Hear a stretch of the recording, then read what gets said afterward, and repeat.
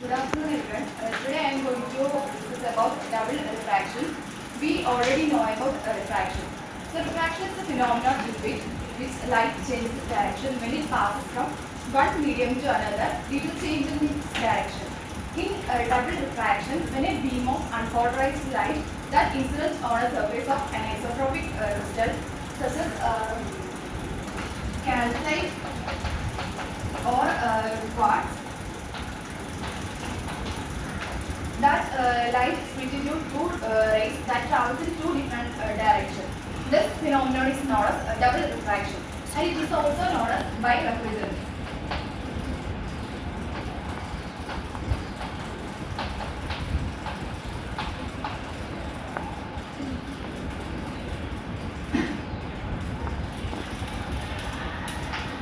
So the double refraction is also known as birefringence. So consider if it is a calcite crystal,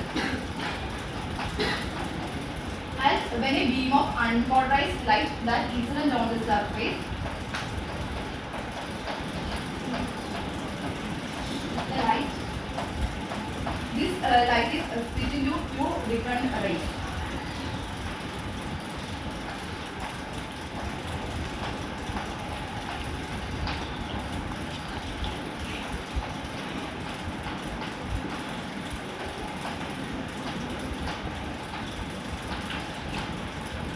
This ray is extraordinary ray, that is E ray, and this ray is ordinary ray. Here the refracted ray which obeys the ordinary law of refraction, that is Snell's law, is known as ordinary ray. So this ray obeys Snell's law, and the refracted ray which does not obey the ordinary law of refraction, that is Snell's law, is known as extraordinary ray. The extraordinary ray does not obey the Snell's law.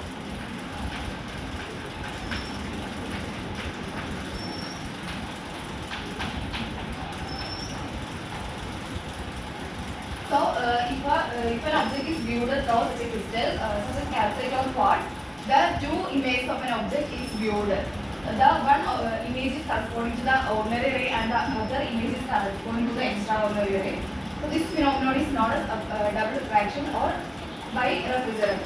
So some of the applications of this double refractions are: it is used in LCDs, that is liquid crystals with double refraction, which is essential for the formation of images, that is in LCD screens, in mobile televisions and calculators. Next one is in polarimeters, that is double refraction helps in measuring the optical activity of substances such as sugar solutions, chemicals and drugs. Next is in optical instruments like a microscope and spectrometer. It is used to study the crystal structure and the material properties.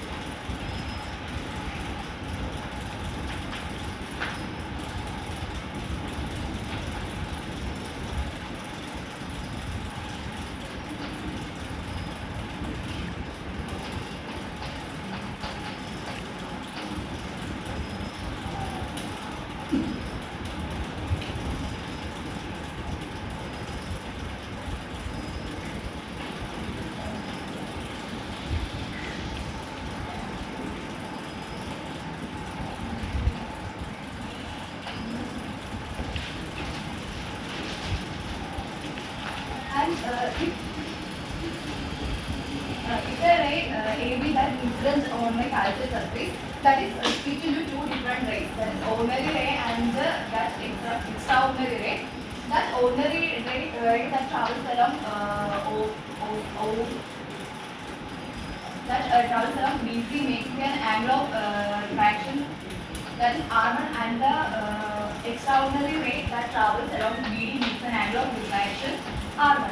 The two rays that emerge out of DE and CO are parallel to each other and parallel to that incident ray. So the refractive index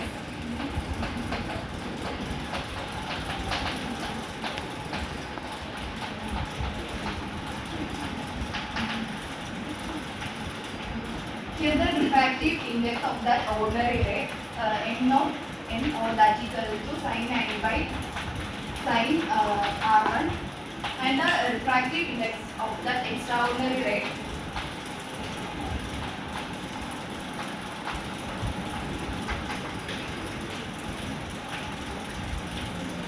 in that equal to sin I by sin R2. Here the refractive index of that ordinary ray is constant because that obeys the ordinary law of refraction, and the refractive index of that extraordinary ray that varies with that angle of incident I. And the velocity of that ordinary ray is same in all directions, and the velocity of the extraordinary ray is different in different directions. And along optical axis, the velocity of the ordinary ray is equal to the velocity of that extraordinary ray. So optical axis, here optic axis is a particular direction in which the velocity of that ordinary ray is equal to the velocity of that extraordinary ray. The optic axis is fixed inside this crystal.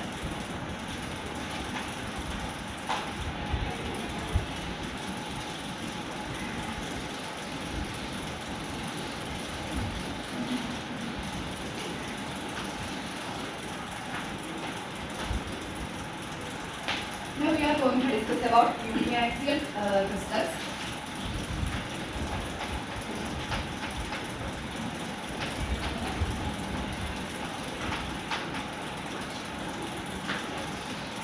The crystals which possess only one optic axis known as uniaxial crystals. There are two types of uniaxial crystals. There are positive and negative. Quartz is a positive uniaxial crystal and calcite is a negative uniaxial crystal. So we are going to discuss about the properties of ordinary ray and extraordinary ray, positive and negative uniaxial crystal.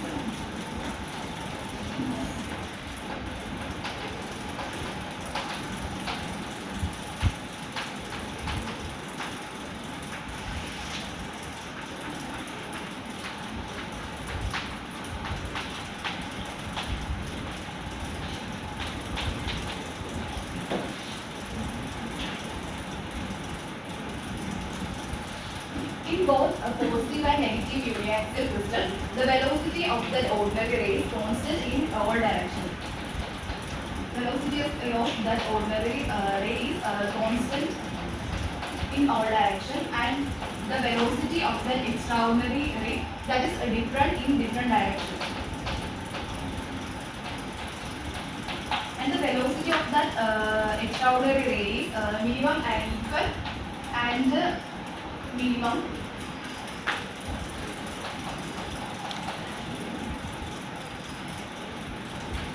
and the velocity of that extraordinary ray is equal and minimum to that ordinary ray that along optical axis, and it is maximum in a direction at a right angle to the direction of that optic axis. The refractive index of that of an extraordinary ray that varies, having maximum value along optical maximum value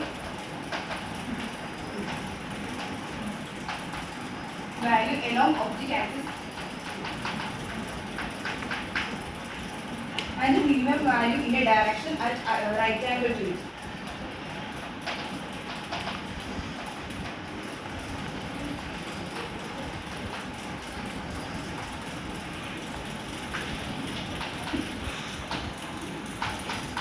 In positive uniaxial crystal, here also the velocity of that ordinary ray is constant in all directions, and the velocity of the extraordinary ray is different in different direction, and that is equal and maximum to that optical the maximum to or a ordinary ray that is along optical axis, and it has minimum value in the direction perpendicular to the optical axis.